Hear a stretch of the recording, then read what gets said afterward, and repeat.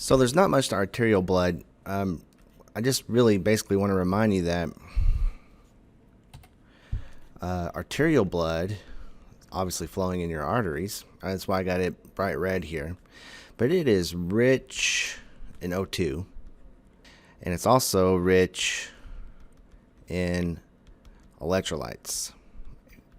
If you remember, electrolytes were things like sodium and potassium, these things needed for your body to run normal cell metabolism here. Being is that it's rich in O2, we won't be able to measure how much O2 or how much either this gas or another gas is present in there. So another gas that's present in your blood is carbon dioxide. All right, and so sometimes when we test,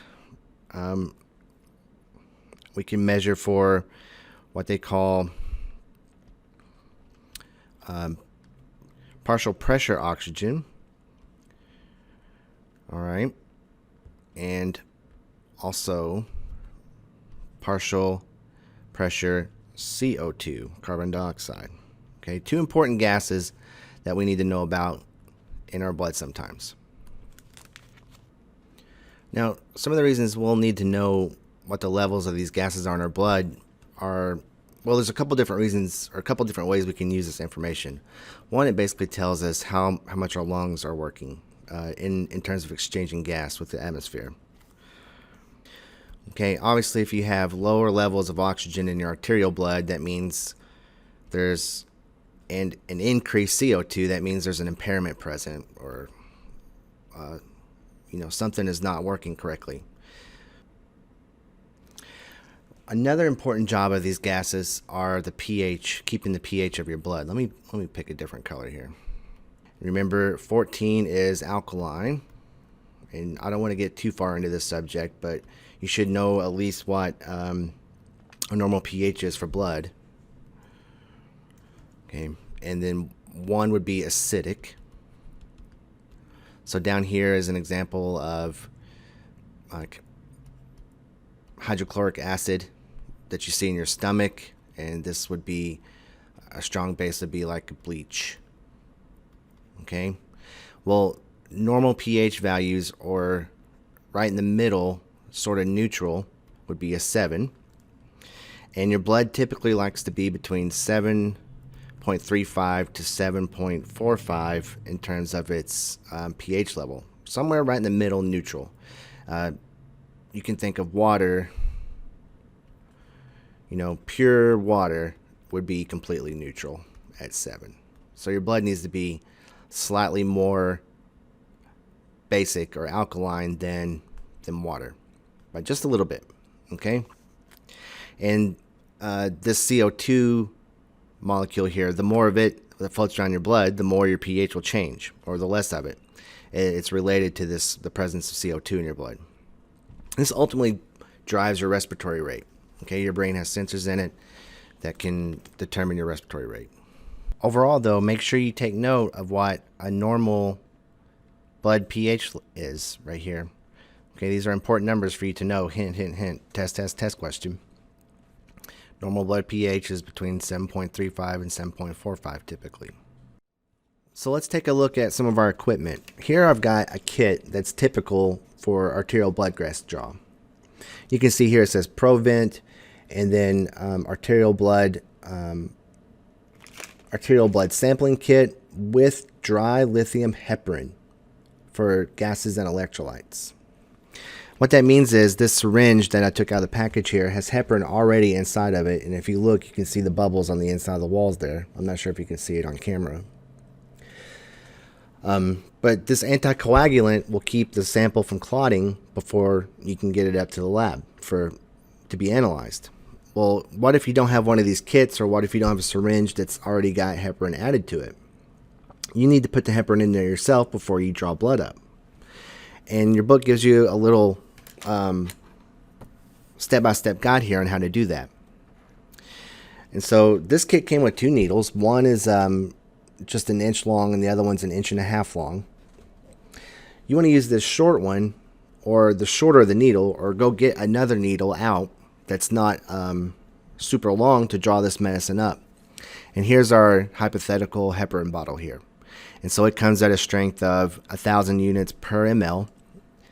And there might be 10 mLs total in this bottle. It could be 10 or 20 or more than that. But the rule of thumb is typically if you need, for every 1 ml of blood that you need, okay, you need to have half an ml or 0.05 mLs of heparin already in the syringe. All right, and just to reinforce that example, if I need a total of 3 mLs of blood, that means in my syringe ready to go, I would have to have 1.5 mLs total. Okay, and so you would push the plunger to whatever amount you were going to draw up. I'd say 1.5. Put this syringe with the needle on it into the bottle and push that air down in. Get rid of my bottle. I'm going to tap to get the bubbles up and push the plunger all the way up until there's nothing left in there but liquid. And so now I'm ready to draw the blood out of the artery. This heparin, just so I can be sure everybody's on the same page, it's not for injection. It's so when I draw that blood up, that heparin will mix with the blood that's entering the syringe and therefore be anticoagulated. Okay? So let's talk about a few more parts of our equipment. I'm going to erase this. All right, we've got our antiseptic. What color do I want here? Okay, so our antiseptic. Remember, this is an artery, so we really have to be careful about infection at this point. So you can't have just plain alcohol. You have to have alcohol. Oh, that's crooked. Alcohol and povidone iodine. And if they happen to be allergic to that, then you've got your chlorhexidine solution. Now, at this point, your book on page 210 mentions lidocaine anesthetic. And there may be a standing order or it may be protocol that you give lidocaine at the site before you insert the needle to withdraw blood. This is going deep. It can be painful. And if you have the option of giving lidocaine or you can make it available to the patient, do so. Be nice to your patient. It talks about half an ml of lidocaine. So a little bit goes a long way. And you're going to inject it with a real skinny needle, 25 to 26 gauge needle. So the smaller the needle, the less painful it's going to be. And it's only going to sting for a second. Once that lidocaine goes in, they'll start getting numb. And then you'll take that out, get rid of that syringe. And then with your prepared syringe for blood withdrawal, you'll go in that same site that's now numb, really making it a more pleasant experience for them. Also, we are withdrawing blood from an artery, which there's a lot of pressure there. And so you need to have some PPE involved in this withdrawal. And since we're potentially facing a spray blood that's under high pressure, you're going to need a face shield, obviously gloves, and you're going to want a gown that is fluid resistant to cover your clothes or your uniform.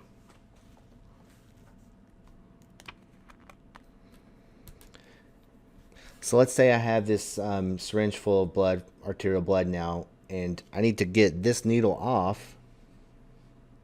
This needle needs to come off so I can cap it with a lure lock. Okay, because if this is just left exposed open to air, then the blood gases that are in here are going to evaporate out, or other gases in the atmosphere could mix with it. So we need to seal it off. But we got a problem because we have a needle that's been inside of a patient and we have to get that off. Well, we can't cap it, right? That's a no-no. You never recap your needles. You could always do your scoop method. All right. This kit happens to come with a little lock to where if I set it down like so, I can push my needle down in it, and now this is deactivated. I can't bring it out. And I can now take it off safely. Place my cap on, and now my sample is good and sealed for transport to the lab. So that pretty much concludes the first part of this chapter with regards to equipment and the sample itself and how to handle it. We're going to talk about excuse me, we're going to talk about site selection and a little bit of anatomy next. So let's talk about choosing a site to draw arterial blood gases on. They mention a few: radial, ulnar, brachial artery, and the femoral artery, which is in your leg, and dorsalis pedis, which is in your foot, basically near your ankle. The two lower ones, femoral and dorsalis pedis, remember, we're not going to go there because, one, we're not trained for that, and two, you always got to worry about compromising lower extremity in patients that may be diagnosed with diabetes or some kind of edema or some kind of issue down there that could end up turning into a larger wound, especially if you're working on an artery. So they say we should just stick, us as phlebotomists, should just stick to the radial, brachial, and ulnar arteries.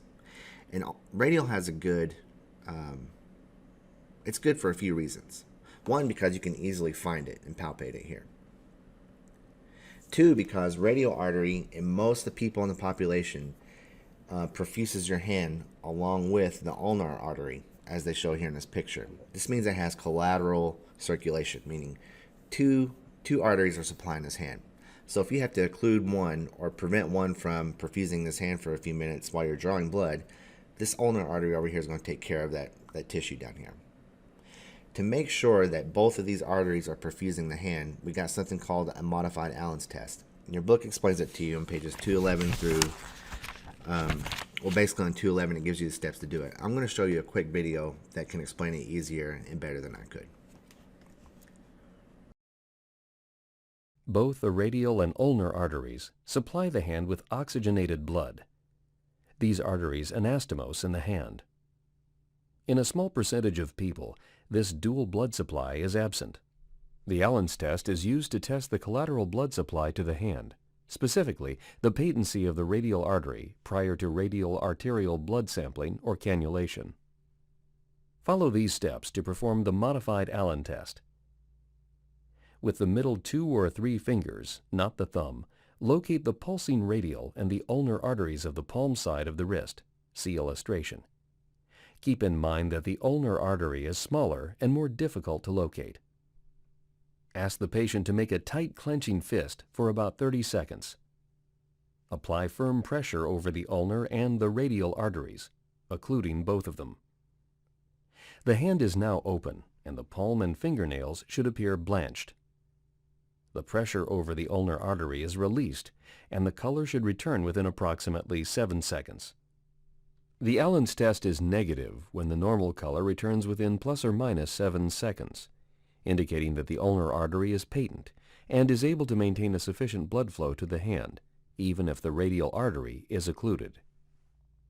The Allen's test is positive when the normal color of the hand does not return within the specified time period, indicating that ulnar circulation is inadequate or non-existent.